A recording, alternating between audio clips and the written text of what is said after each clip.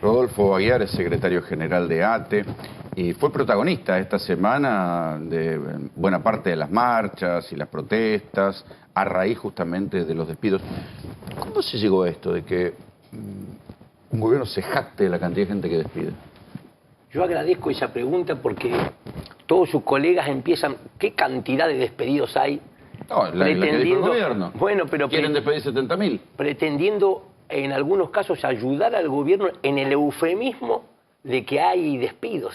Y ellos dicen no hay despidos. Acá hay contratos que finalizan, que tienen una fecha de vencimiento y que no se renuevan. Eso es falso.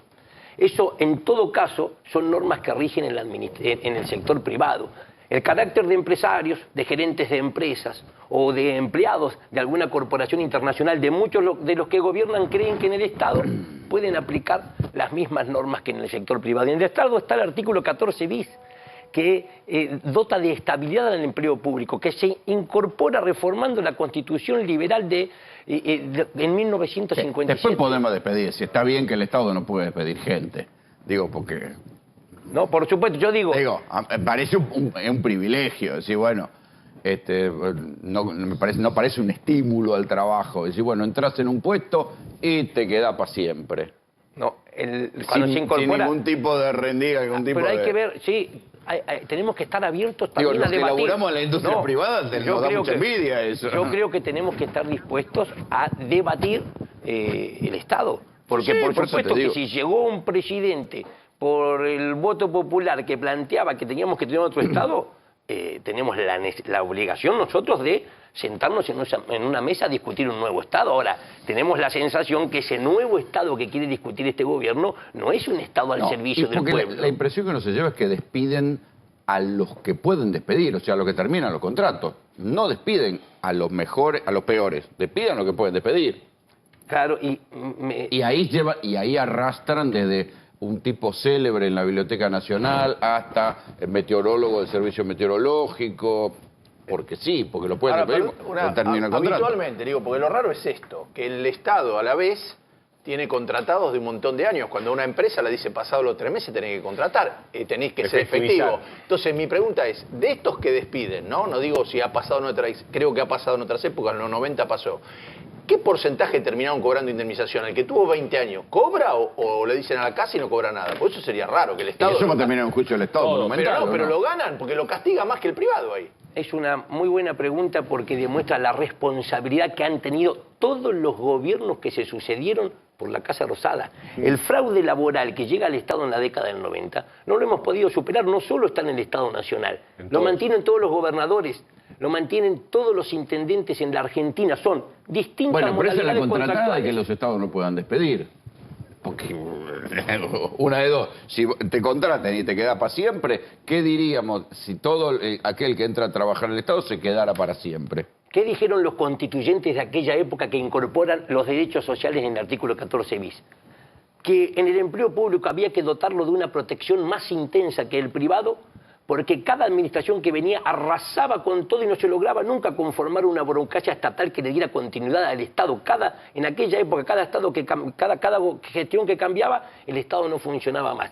Entonces su pregunta sí es importante para decir, nosotros somos un sindicato ATE, uno de los más grandes, más antiguos de la República Argentina, vamos a cumplir 100 años. ¿Sabe qué planteamos?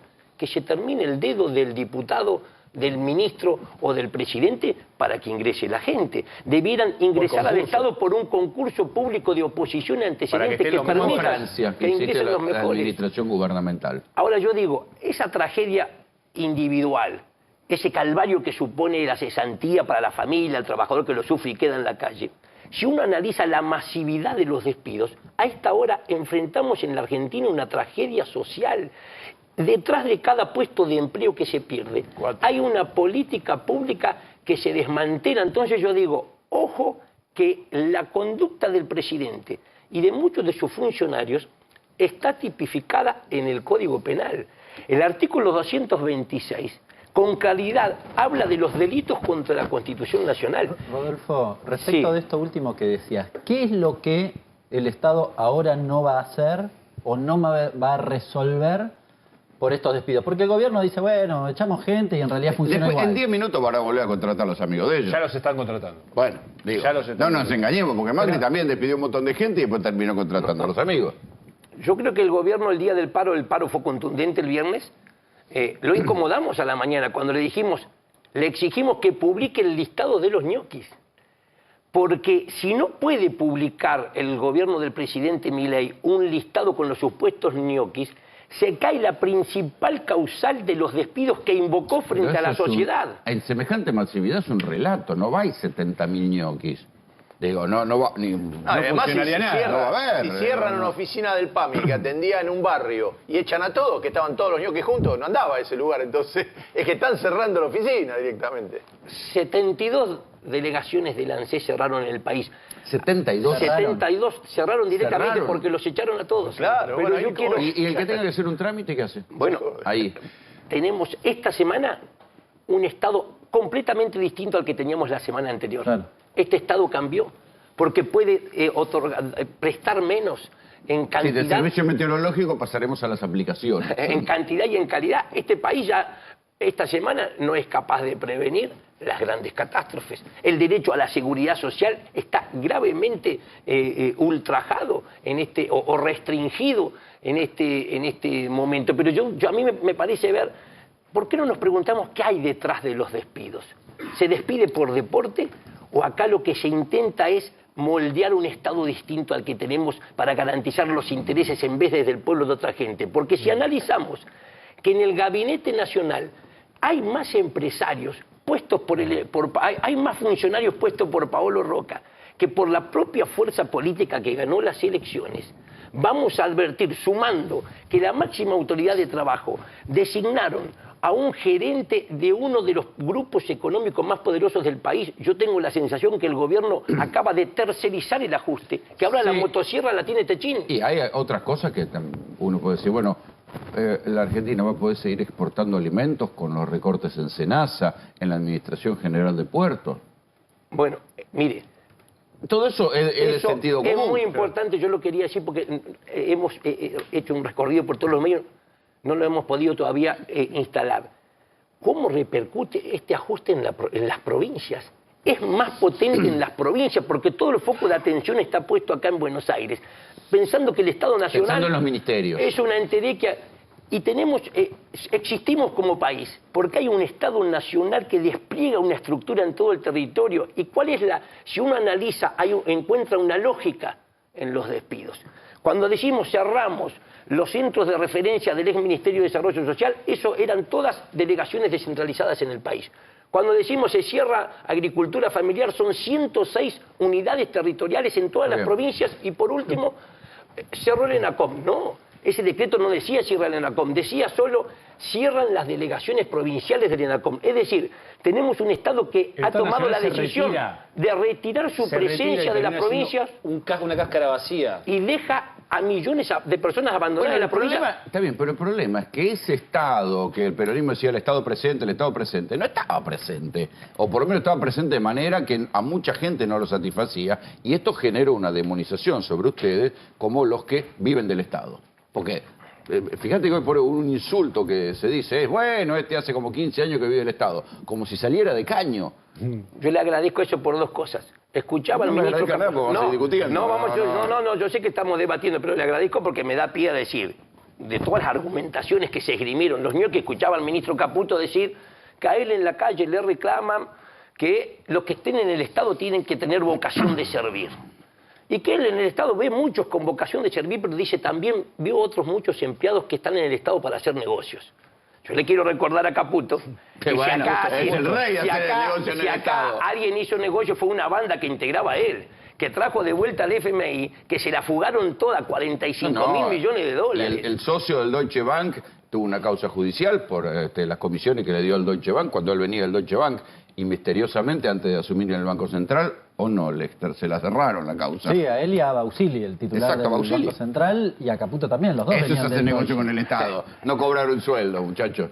Yo quiero decir frente a la pregunta, la campaña de desprestigio de estigmatización que montaron sobre el empleo público para luego aplicar este ajuste, desde un verdadero aparato de la mentira mediático, es escandalosa. Se decían 3 cosas nada más de nosotros que se desmontan solo con datos oficiales, que somos muchos, que sobramos en el Estado los empleados públicos, que no estamos calificados, mirá, estos están ahí en el Estado, pero nunca podrían trabajar en el sector privado, y lo tercero, que dicen que somos caros, que le costamos mucho al pueblo. Solo datos oficiales. Del total de las personas ocupadas en la Argentina, menos de 2 de cada 10 trabajan en el Estado.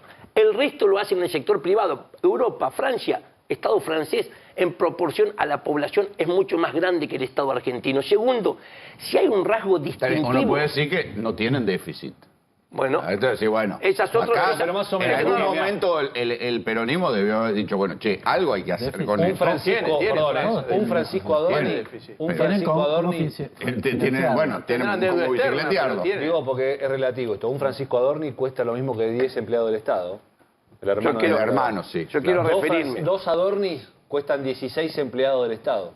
Digo porque si no parece que... ¿Por qué nos centramos en la cuestión Quiero- del hermano? Porque esta semana se conoció el ascenso del hermano, el vocero presidencial, que ahora va a ganar 4,5 millones de pesos. Exactamente. Igualmente hay que decir... Un a poco ver, de nepotismo, que parece. cuando se hizo, cuando se hizo el cambio del sistema de documento en la Argentina, se hizo rápido y se hizo bien, así como cuando se cambiaron los trenes. Primero hubo un desastre, pero después los trenes... Y la sube. Como la en algún sube, momento. bueno, hay cosas que en tiempo y forma, cuando se planifican bien, se hacen bien. El PAMI, semejante estructura, funciona y tiene reservas guardadas por el doble de plata que tiene el Banco Central. Digo, podría ser peor, bastante peor podría ser, que uno diga, bueno, no me alcanza. Y sí, bueno, no te alcanza, vivís en un país del tercer mundo, no somos un país desarrollado. Sí. Pero tampoco es que todo lo privado te funciona bien. También hay un montón de gente que le venden un auto y no Sí, se lo dan. y uno qué sé puede yo. decir Hay que un también montón. había buena parte de la población que le hubiera gustado trabajar del Estado y que consideraba que solo se podía entrar al Estado por un enchufe político.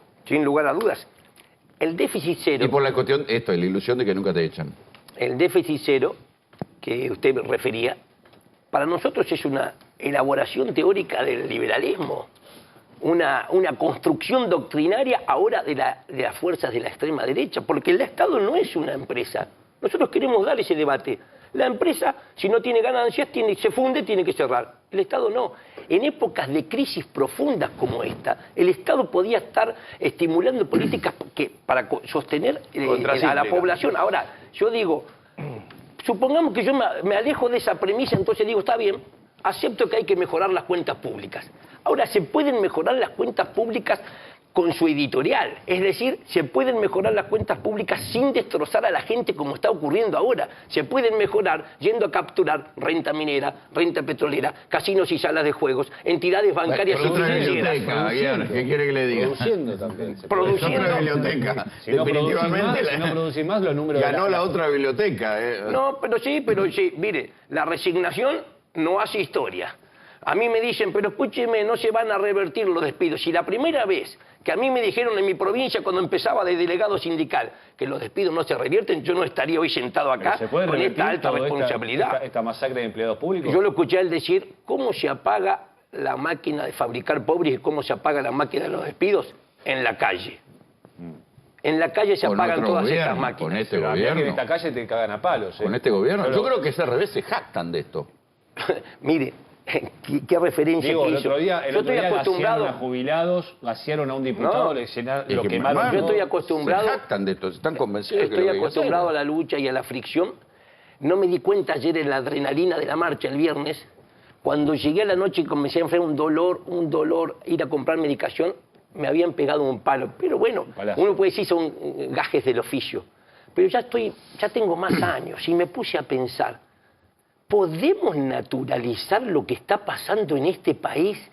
Que por salir a reclamar un derecho constitucional de huelga, de manifestación, te peguen un palo. No es exagerar, está en riesgo nuestra democracia, peligra nuestra democracia en este momento, lo tenemos que salir a denunciar. Pareciera que el clima social va para el otro lado.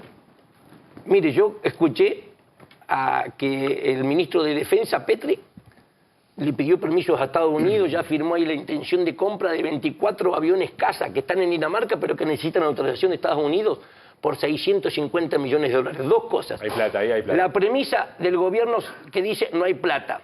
Pero la segunda es, ¿hay alguna hipótesis de conflicto que no se conozca? Porque para nosotros la hipótesis de conflicto más grave que tiene la Argentina en este momento es la pobreza, la desocupación.